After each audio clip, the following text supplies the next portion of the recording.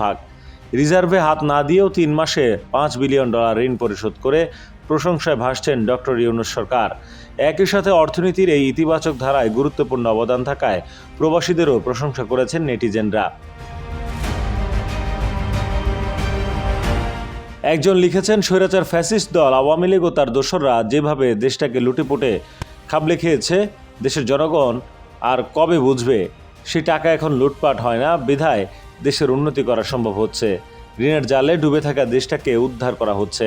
আরেকজন লিখেছেন, 16 বছর তারা ঋণ করে উন্নয়নের মূলা ঝুলিয়ে বিদেশে পাচার করেছে, আর আমরা রক্তকে পানি করে ঘাম ঝরিয়ে ইনকাম করে ডলার দিয়ে সেই ঋণ পরিশোধ করছি।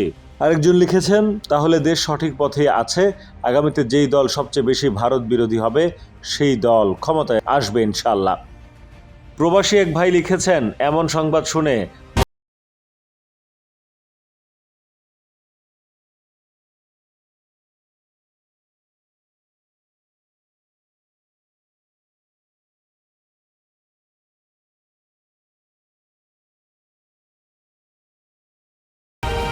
কারো কাছে স্বপ্ন পূরণ, কারো আনন্দের উপলক্ষ, আবার কারো জীবন পাল্টে দেওয়ার মুহূর্ত, কখনো জীবন বাঁচাতে সর্বোচ্চ গতিতে উড়ে চলা, কারো আবেগের শেষ মুহূর্ত, আপনজনের শেষ বিদায়ে শামিল হওয়া।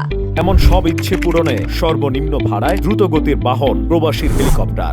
আপনার প্রয়োজনে যোগাযোগ করুন আমাদের হটলাইনে।